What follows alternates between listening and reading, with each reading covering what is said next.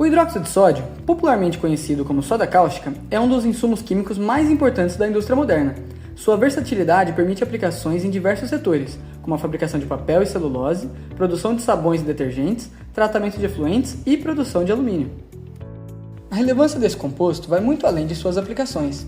O consumo de hidróxido de sódio está diretamente relacionado ao nível de atividade industrial de um país, tornando sua produção um importante indicador do desenvolvimento econômico e tecnológico. Atualmente, a soda é produzida em escala industrial principalmente pelo processo de eletrólise da salmoura, que é uma solução aquosa concentrada de cloreto de sódio, o popular sal de cozinha. Mas afinal, o que é eletrólise? Eletrólise é um processo eletroquímico não espontâneo, no qual uma corrente elétrica contínua é utilizada para promover uma reação de oxirredução que, naturalmente, não ocorreria. Durante esse processo, a energia elétrica é convertida em energia química, permitindo a formação de novas substâncias. Na indústria, a salmoura é alimentada em uma célula eletrolítica, onde a corrente elétrica promove a oxidação dos íons cloreto no ânodo, produzindo gás cloro, enquanto no cátodo ocorre a formação de hidróxido de sódio e hidrogênio. Dessa forma, além da soda cáustica, esse processo gera dois importantes subprodutos da indústria química, o cloro e o hidrogênio. Mas a melhor forma de entender esse processo é observá-lo na prática. Para isso, montamos uma mini célula eletrolítica em laboratório. A seguir, veremos como ela funciona e como, a partir de uma simples solução de salmoura e da aplicação de corrente elétrica, é possível produzir hidróxido de sódio. Bom, gente, agora falando um pouquinho sobre o equipamento que a gente construiu.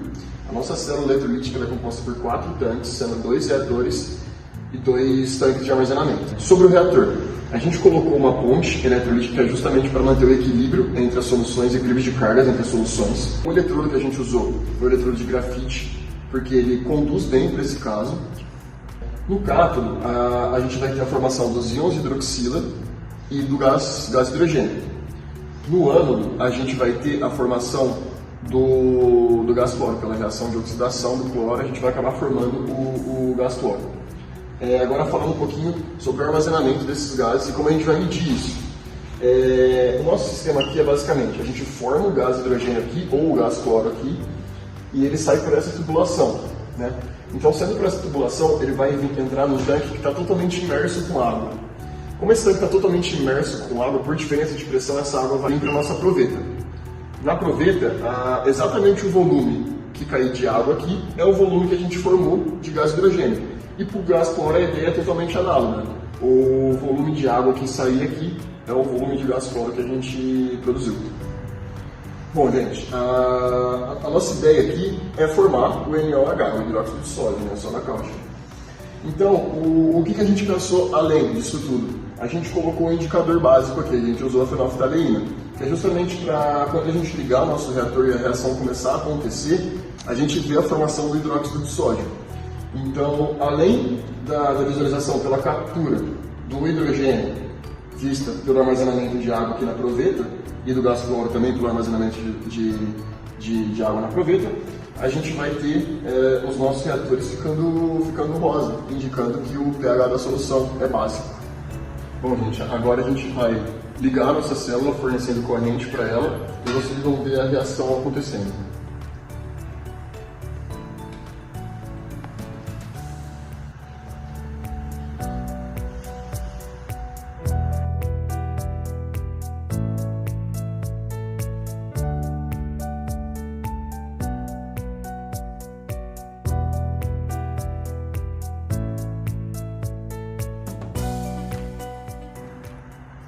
Bom, gente, conforme a gente tinha explicado, a formação do nosso NaOH está acontecendo justamente pela indicação do nosso indicador de pH, que foi a fenolftaleína, mostrando que dentro desse reator aqui o ambiente está totalmente básico. E aqui a gente consegue ver a formação do gás cloro acontecendo, justamente pela evacuação da água que está ocorrendo e analogamente, igual eu tinha explicado para vocês. O hidrogênio também está sendo formado, justamente por conta desse volume que está sendo o nosso tanque de água. Gente, finalizando o experimento agora, o experimento foi um sucesso. A gente consegue ver pelo volume de água que saiu do tanque, que está indicado nas nossas provetas, a gente consegue ver o tanto de gás cloro que a gente acabou formando dentro desse tanque, justamente por causa da reação de eletrólise. E a gente consegue ver o quanto de hidrogênio a gente formou também com o volume da nossa proveta. E mais uma vez pelo nosso terceiro indicativo, que seria a formação do nosso NaOH, que está sendo indicada pela fenolftaleína, que é um indicador básico. Então, dentro desse tanque aqui, nós formamos hidróxido de sódio. Bom, pessoal, agora falando um pouquinho para vocês a parte teórica do experimento. Quando a gente forneceu energia elétrica para o nosso sistema, ele forneceu elétrons para o nosso eletrodo, causando então a hidrólise da água. Como que foi evidenciada a hidrólise da água? Foi pela formação do gás hidrogênio e pela formação da nossa hidroxila. Como eu mostrei para vocês lá embaixo, a formação do gás hidrogênio foi evidenciada pela evacuação do tanque de água que a gente tinha. E a formação da hidroxila foi evidenciada pelo indicador fenolftaleína, que é um indicador de pH básico. Tá? E isso ocorreu a redução da água. Enquanto que no outro reator a gente oxidou o cloro, né? E como é que aconteceu então a formação do NaOH? A gente estava numa solução que era uma salmoura, correto? Então, ou seja, se era uma salmoura, a gente tinha íons de sódio livre naquele meio. Então, a partir do momento que a gente formou a hidroxila, a gente, com os íons de sódio livre, eles reagiram e formaram o hidróxido de sódio.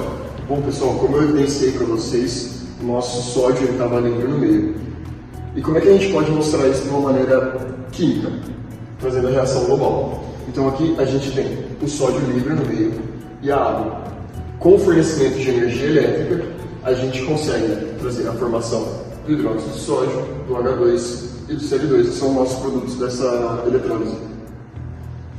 Neste vídeo, utilizamos uma mini célula eletrolítica para fins didáticos, porém o mesmo princípio é empregado em escala industrial.